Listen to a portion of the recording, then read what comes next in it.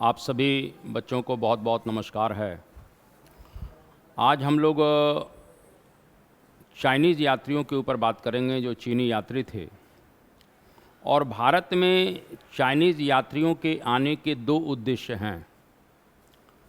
पहला जो उद्देश्य है वो ये है कि वो भारत में बौद्ध तीर्थ स्थलों की यात्रा करना चाहते हैं। ये भारत में बौद्ध तीर्थ स्थलों की यात्रा करना चाहते हैं। दूसरा, यहाँ के बौद्ध धर्म ग्रंथ जो थे उनको वो अपने देश में ले जाना चाहते थे। ये दो उद्देश्यों के साथ चाइनीज़ यात्री आते हैं। और इन चाइनीज़ यात्रियों में एक बड़ा ही प्रसिद्ध चीनी यात्री था जिसका नाम वेनसांग है। जिसका नाम क्या है? तो इसमें जो कहीं न कहीं सबसे प्रसिद्ध चीनी यात्री मुझे दिख रहा है वे वेनसांग हैं। और आज मैं आपसे वेनसांग के ऊपर ही बात करने जा रहा हूँ। इस वेनसांग को युआन च्वांग भी कहा गया है। युआन च्वांग, यानी इसको युआन च्वांग भी कहते हैं। इस भी थोड़ा सा ध्यान रखिएगा। और जितने भी ये यात्री हैं वो सब चाइना के हैं, चीन से आए हुए हैं, आपको ये कहना चाहता हूँ। तो इस तरह से ये लोग चाइनीज यात्री हैं, चीनी यात्री हैं, चीनी यात्री हैं। इन चीनी यात्रियों के भारत आने के दो उद्देश्य थे। अगर हम बात करें तो दो उद्देश्य थे, उद्देश्य की बात कर रहे हैं। तो इनका पहला जो उद्देश्य था वो ये था कि भारत के तीर्थ स्थलों की यात्रा करना, यानी भारत के तीर्थ स्थलों की यात्रा करना, ये पहला उद्देश्य है। और दूसरा ये है कि यहाँ के बौद्ध ग्रंथों को चीन और दक्षिण पूर्व एशिया के देशों में ले जाना। पूर्व एशिया के देशों में ले जाना। क्यों ले जाना? क्योंकि इससे बौद्ध धर्म का प्रचार प्रसार वहाँ पर होगा। यानी दो उद्देश्यों के साथ ये भारत में चीनी यात्री आते हैं। इसमें मैंने अभी कहा कि वेनसांग बहुत ही प्रसिद्ध चीनी यात्री है। इसके कुछ उपनाम है। यदि इस वेनसांग की बात करें तो इसे तीर्थ यात्रियों का राजकुमार भी कहते हैं। तीर्थ यात्रियों का राजकुमार भी कहा जाता है। इसे नीति का पंडित भी कहते हैं। तो इसे नीति का पंडित भी कहा जाता है। इसे वर्तमान शाक्य मुनि भी कहा जाता है। क्या कहा जाता है? तो इसे वर्तमान शाक्य मुनि भी कहा गया है। तो इसको तीन नाम हैं। तीर्थ यात्रियों का राजकुमार कहते हैं, इसे नीति का पंडित भी कहते हैं, इसे वर्तमान शाक्य मुनि भी कहा जाता है। इसे महायान देव और कहीं न कहीं मोक्ष देव भी कहा गया है। यानी महायान देव के साथ साथ इसको क्या कहा गया है? तो इसको मोक्ष देव भी कहा जाता है। नालंदा विश्वविद्यालय का जो सर्वोच्च विद्वत सम्मान था उसे मोक्ष देव कहा जाता था। तो यहाँ थोड़ा सा ध्यान रखिएगा, इसे महायान देव भी कहा जाता है। इसे महायान देव, ये भी इसकी उपाधि है। इसे मोक्ष देव भी कहा जाता है। क्या कहा जाता है? इसको मोक्ष देव भी कहते हैं। यानी एक प्रकार से नालंदा विश्वविद्यालय की यह विद्वत उपाधि थी। विद्वत उपाधि, यानी इस प्रकार से इसे नालंदा विश्वविद्यालय का एक सर्वोच्च सम्मान मिल रहा है। ये भी आपसे बिल्कुल पूछा जा सकता है। इसका जो यात्रा वृत्तांत है, इसका नाम सीयूकी है, ये थोड़ा सा ध्यान रखना। और इसका एक मित्र है जिसका नाम भीली है, इसने भी वेनसांग की जीवनी को लिखा था। यानी कह सकते हैं कि इस तरह से ये वेनसांग है। वेनसांग का जो यात्रा वृत्तांत है उसको सीयूकी के नाम से जाना जाता है। सीयूकी। दूसरा, वेनसांग की जीवनी, अगर हम ये बात करें तो वेनसांग की जो जीवनी है, इस वेनसांग की जीवनी को किसने लिखा है? तो इस प्रकार से भीली ने लिखा है। किसने लिखा है? तो व्हीली ने लिखा है। व्हेन-सांग की जो जीवनी लिख रहा है वो व्हीली लिख रहा है, ये भी आपसे बिल्कुल पूछा जा सकता है। तो छोटे छोटे जो चीज़ें हैं, छोटे छोटे जो फैक्ट्स हैं, वो आपसे बिल्कुल पूछा जा सकता है। सीयूकी का अगर अंग्रेजी अनुवाद आ जाता है तो ध्यान रखिएगा, इस प्रकार से जो है वाटर्स द्वारा किया जाता है, यानी इसका दो अंग्रेजी अनुवाद हुआ है, एक एस बिल के द्वारा किया जाता है, ये ध्यान रखना।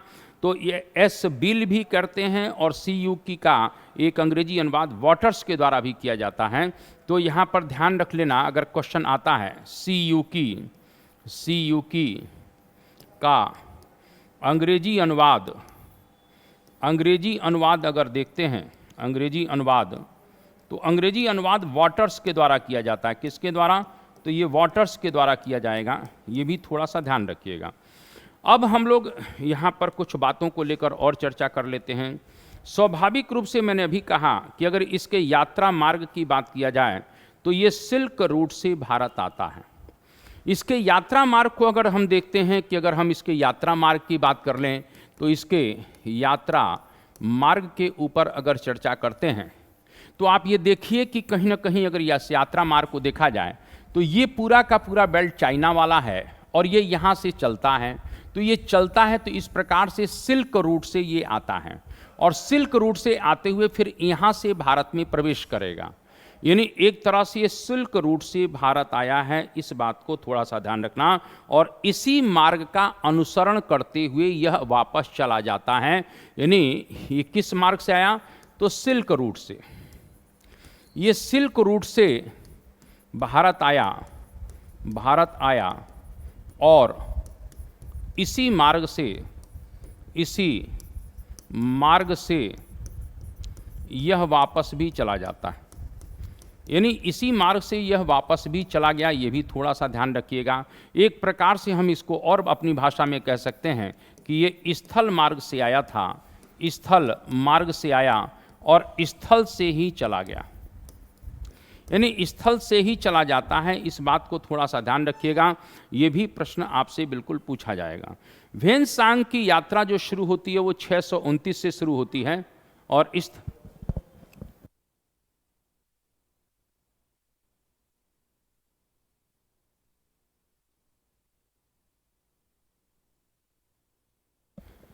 तो यहाँ पर मैंने अभी कहा कि इस तरीके से इसके पूरे यात्रा का जो समय है वो 16 वर्ष है, क्योंकि 629 से 45 तक के बीच की हम बात कर रहे हैं।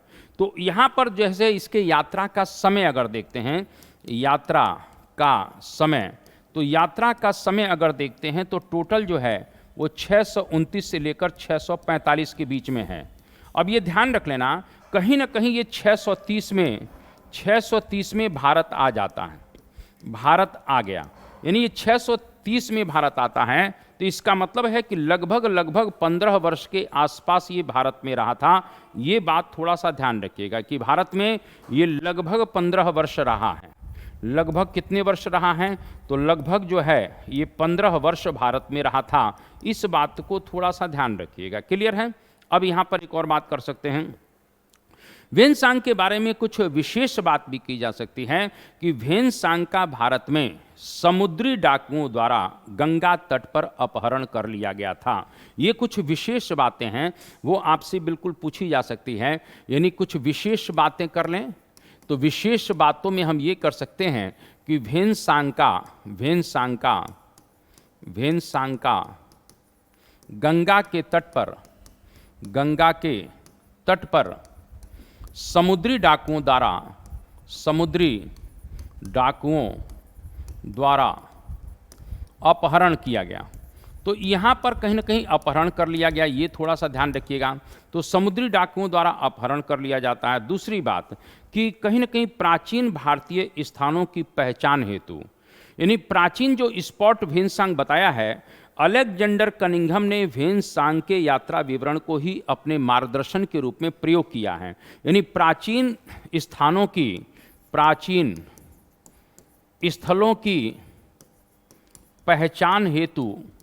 पहचान हेतु अलेक्जेंडर कनिंघम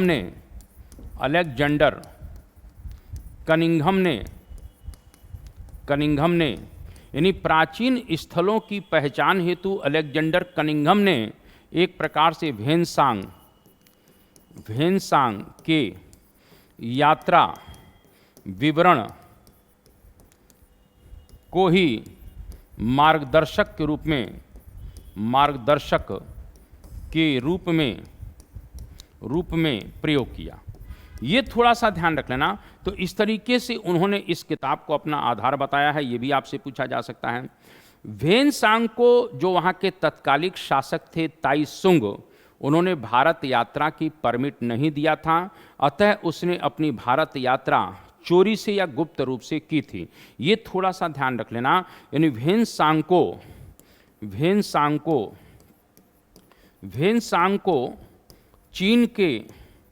चीन के तत्कालीन शासक ताइसुंग ने भारत यात्रा की अनुमति नहीं दी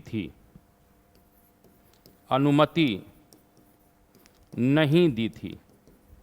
यानी एक प्रकार से देखा जाए तो ताइसुंग ने भारत यात्रा की अनुमति नहीं दी है, तब भेनसांग ने अपना यात्रा बिल्कुल गुप्त रूप से चोरी से किया है।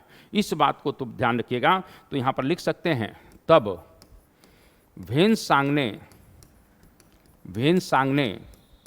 अपनी भारत यात्रा गुप्त रूप से या चोरी से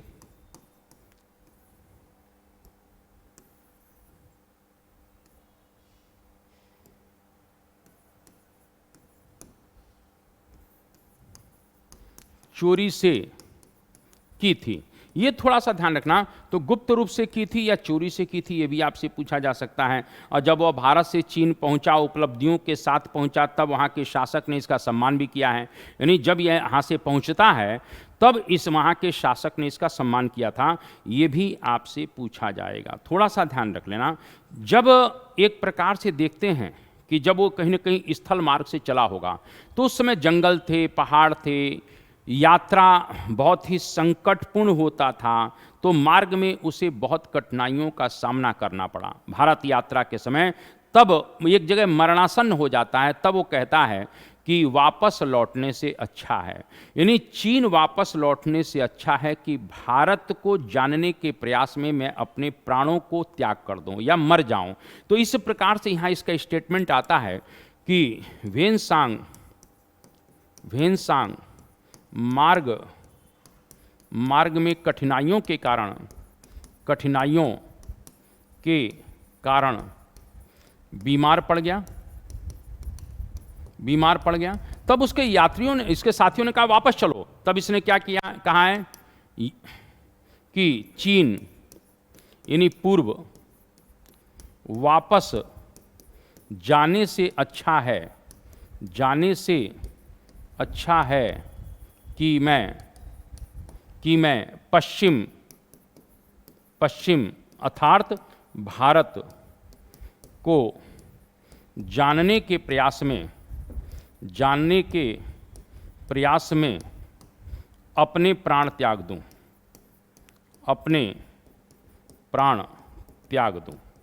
तो ये थोड़ा सा ध्यान रख लेना। इस प्रकार की चीज़ें भी आपसे बिल्कुल पूछा जा सकता है। क्लियर है बच्चे?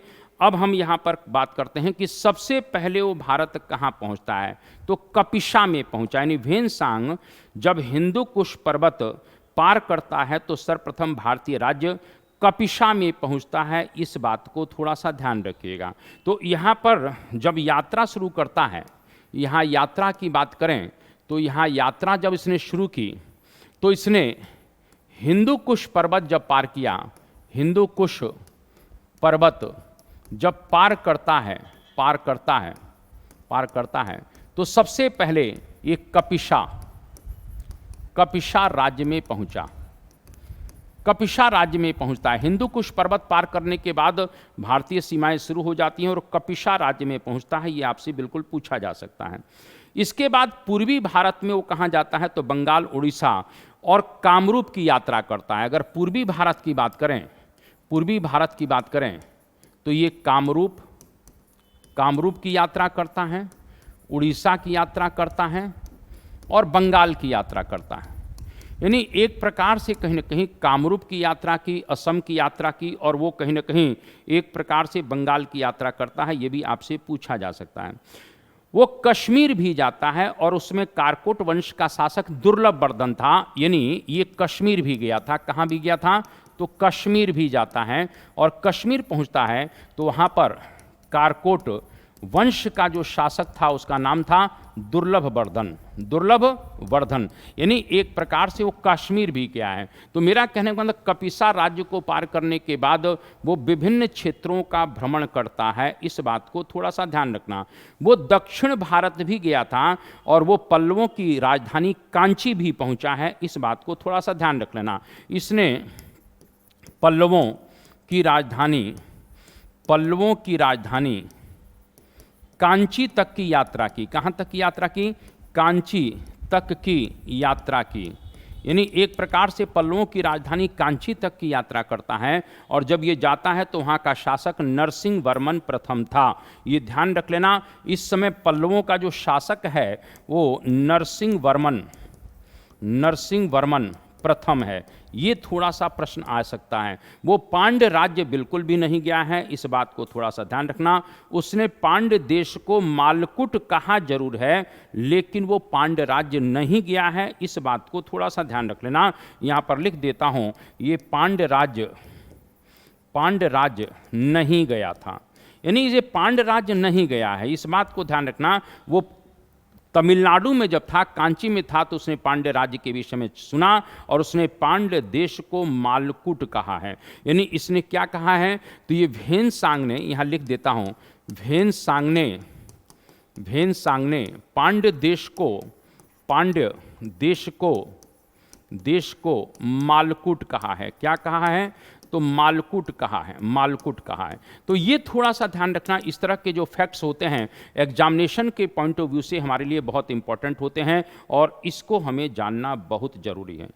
चीनी यात्रियों ने भेनसांग भी लिखते हैं, भारत को ये इंतु कहते हैं। क्या कहते हैं? इंतु, यानी इंतु का मतलब है अर्धचंद्राकार, यानी भारत भौगोलिक रूप से कैसा है? अर्धचंद्राकार है। ये भी आपसे पूछा जा सकता है। तो चीनी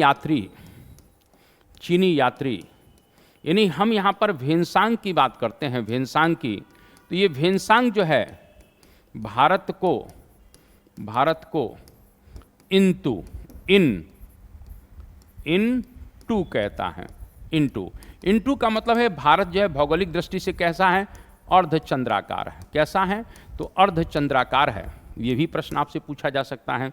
इसके बाद आ जाते हैं कि इसका जो यात्रा विवरण है सीयूकी, इस सीयूकी के बारे में हम लोग पढ़ते हैं। तो यहाँ पर थोड़ा सा ध्यान रख लेना, हम सीयूकी के विषय में अब पढ़ते हैं। सीयूकी, अब सीयूकी में क्या क्या लिखा है? तो यहाँ पर पहला ही क्वेश्चन बन जाएगा कि सीयूकी में 138 देशों का वर्णन है। यानी पहला क्वेश्चन क्या पड़ता है? यहाँ 138 देशों का वर्णन, यानी सीयूकी में पहला फैक्ट हमको 138 देशों का वर्णन बन गया। यहाँ पर ध्यान रखना, भेनसांग ने नालंदा और कहीं न कहीं बोध गया के विहारों का उल्लेख किया है, ये भी आपसे बिल्कुल पूछा जाएगा। यानी इसने नालंदा और बोध गया के विहार मतलब संघाराम का उल्लेख, जहाँ भिक्षुक लोग रहा करते थे, तो इनका उल्लेख भी करता है, ये भी आपसे पूछा जा सकता है। इसके बाद और आगे बढ़ जाते हैं। भेनसांग एक और बात करता है, और भेनसांग मणिपुर और सिंध देश के शासकों को क्या कहता है? वो एक प्रकार से जो है थोड़ा सा क्वेश्चन आता है, तो वो जो है शूद्र कहता है। क्या कहता है? तो शूद्र कहता है। ये भी आपसे पूछा जा सकता है कि मणिपुर, यानी यह मणिपुर और सिंध देश के शासकों को क्या कहता है? शूद्र। इसका मतलब यह है कि कुछ जगहों पर शूद्र वर्ण के लोग भी शासन कर रहे थे, इसका अर्थ यह निकल कर आता है। ये थोड़ा सा ध्यान रख लेना, यहाँ पर ये प्रश्न पूछा जाएगा, ठीक है।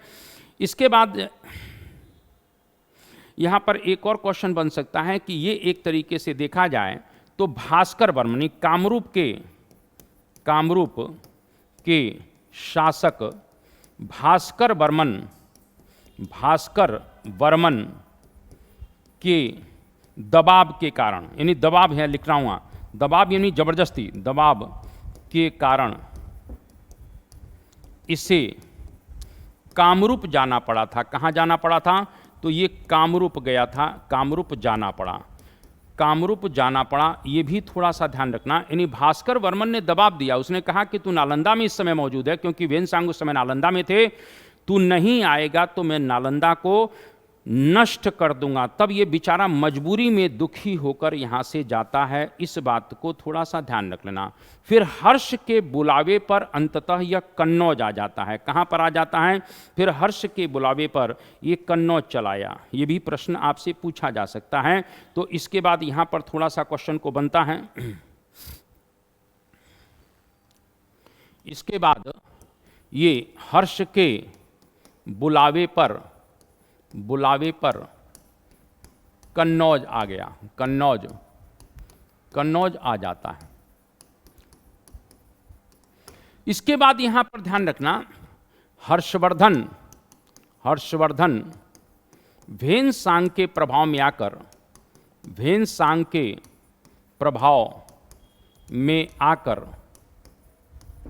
पूर्ण रूप से बौद्ध धर्म को स्वीकार कर लेता है, बौद्ध धर्म को स्वीकार कर लेता है। ये थोड़ा सा ध्यान रखना, ये भी आपसे पूछा जाएगा। यहाँ पर एक क्वेश्चन बन सकता है, वो थोड़ा सा ध्यान रखिएगा, क्योंकि यहीं पर एक धर्म सभा का आयोजन होगा। और मैं आपको बताना चाहता हूँ कि वेनसांग कन्नौज की धर्म सभा की अध्यक्षता करता है। यानी एक प्रकार से इसने कन्नौज की धर्म सभा की अध्यक्षता भी की है, और इसी धर्म सभा में एक प्रकार से उसे महायान देव की उपाधि भी दी जाती है। ये भी आपसे बिल्कुल पूछा जा सकता है, ये थोड़ा सा ध्यान रखिएगा। यहाँ पर आपको ये कहना चाहता हूँ, वेनसांग क्या कहता है? वेनसांग के अनुसार पाटलिपुत्र का वैभव व सम्मान समाप्त हो गया है और कन्नौज भारत की राजनीतिक सत्ता का केंद्र बन गया। तो ये थोड़ा सा ध्यान रखना, ये भी आपसे पूछा जा सकता है कि ये बात कौन कह रहा है। तो ये बात भी वेनसांग के द्वारा कही जा रही है, ये भी प्रश्न आपसे पूछा जा सकता है, ठीक है ना। इसके बाद और आगे बढ़ जाते हैं। मैंने भी कहा कि वेनसांग बहुत से स्थानों की यात्रा करता है, ये बताने की जरूरत नहीं है। यहाँ पर एक क्वेश्चन और बनेगा। वेनसांग शूद्रों को कृषक कहता है। यानी शूद्रों के लिए क्या कहता है? तो वेनसांग शूद्रों के लिए कृषक कहता है कि शूद्र जो थे वो कृषि का काम करते हैं। यानी कहीं ना कहीं वेनसांग शूद्रों को क्या कहता है? कृषक बताता है। ये थोड़ा सा ध्यान रखना, ये क्वेश्चन कुछ आते जाते रहते हैं, इसीलिए मैं इन प्रश्नों को बार बार आप लोगों से रिपीट कर रहा हूँ, ठीक है ना। वेनसांग के अनुसार भारत में बहुत बड़े बड़े विद्वान भी हैं, क्योंकि आप बहुत अच्छी तरह जानते हैं कि वेनसांग ने नालंदा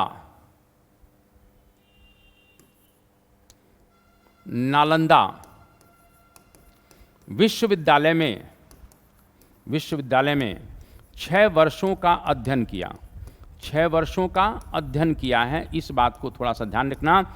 और उस समय नालंदा के जो आचार्य थे, उस समय नालंदा के जो आचार्य हैं उनका नाम है शीलभद्र। क्या नाम है? तो शीलभद्र, यानी उस समय नालंदा के आचार्य या कुलपति जो थे वो शीलभद्र थे। ये भी आपसे बिल्कुल पूछा जाएगा, इस बात को थोड़ा सा ध्यान रखना। क्लियर है? ह्वेनसांग ने अश्वघोष, देव, नागार्जुन, कुमार जीव को संसार की 4 मार्गदर्शक शक्तियां बताया है। ये बहुत इंपॉर्टेंट है। यानी ह्वेनसांग ने किसको किसको, ये बात थोड़ा सा ध्यान रखना, तो अश्वघोष को, ह्वेनसांग ने अश्वघोष को और किसको बताया है? तो अश्वघोष के अलावा देव की बात करता है, नागार्जुन की बात करता है। तो इस प्रकार से देव को, नागार्जुन को, ये सब बहुत बड़े बड़े बौद्ध विद्वान थे। और कुमार जीव को यानी एक प्रकार से एक तरह अश्वघोष, देव, नागार्जुन और कुमार जीव को संसार की 4 मार्गदर्शक शक्तियां माना है। यानी संसार की 4 मार्गदर्शक शक्तियां माना है। तो ये भी थोड़ा सा ध्यान रखना, शक्तियां माना है, ये भी आपसे बिल्कुल पूछा जा सकता है। इसके बाद अगर थोड़ा सा हम लोग और आगे बढ़ जाते हैं तो कुछ चीज़ें और भी पूछी जा सकती हैं। और मैंने अभी कहा है कि ह्वेनसांग हर जगह के जितने भी तीर्थ स्थल थे, जितने भी एक प्रकार से बौद्ध तीर्थ स्थल थे, उन सभी स्थलों की बड़े पैमाने पर वो यात्रा भी करता है। और वो ये कहता है कि जो यहाँ के धन्नाढ्य लोग थे वो सड़कें बनवाते थे, प्याऊ लगवाते थे, नाना प्रकार के धार्मिक कार्य करता है। वो हर्षवर्धन को शीलादित्य कहता है। ये हर्षवर्धन को क्या कहता है? हर्षवर्धन को इसने क्या कहा? शीलादित्य कहा है। क्या कहा है? शीलादित्य कहता है। और हर्षवर्धन को कहता है कि ये बहुत से जन कल्याणकारी कार्य करता है, यहाँ तक इसने कहा कि हर्ष ने प्राणी मात्र की हिंसा पर प्रतिबंध लगा दिया था और स्वयं भी इसका पालन करता है। यानी ह्वेनसांग क्या कहता है? कि हर्षवर्धन ने प्राणी मात्र की हिंसा पर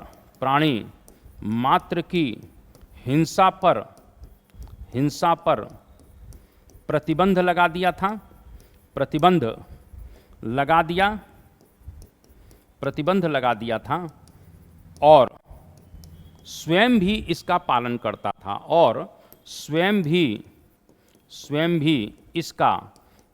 करता था तो स्वयं भी इसका पालन कर रहा है। ये भी बहुत इंपॉर्टेंट बात है। अगर हम यहाँ पर बात करते हैं तो ह्वेनसांग की यात्रा के विषय में बात कर रहे हैं, तो ह्वेनसांग अब जो है वापसी करना चाहता है। तो जब ह्वेनसांग वापसी करेगा तो ये थोड़ा सा ध्यान रख लेना, यहाँ पर बनता है। तो इस तरह से जब ह्वेनसांग की वापसी, तो ह्वेनसांग की वापसी, तो ये ह्वेनसांग की जो वापसी हो रही है ये बहुत इंपॉर्टेंट है। और इस तरह से ह्वेनसांग की जो वापसी होती है वो प्रयाग से होती है। कहाँ से होती है? तो इस तरीके से वहाँ पर 644 की बात करते हैं। 644 ईस्वी में हर्ष से इसने स्वदेश जाने की अनुमति ली। तो अनुमति ले लेता है, ठीक है सर, अनुमति ली। इसके बाद यहाँ पर ध्यान रखिएगा, ये मैं कहना चाहता हूँ, ह्वेनसांग हर्षवर्धन द्वारा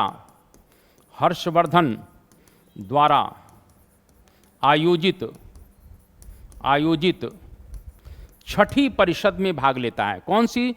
प्रयाग में जो महामोक्ष परिषद होती थी, आयोजित छठी महामोक्ष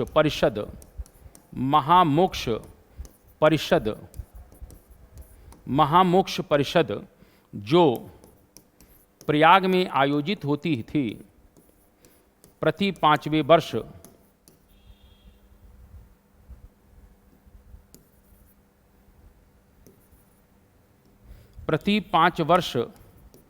पर आयोजित होती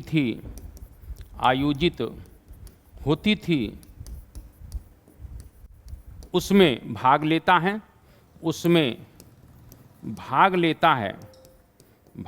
है और यहीं से अपनी स्वदेश यात्रा या वापसी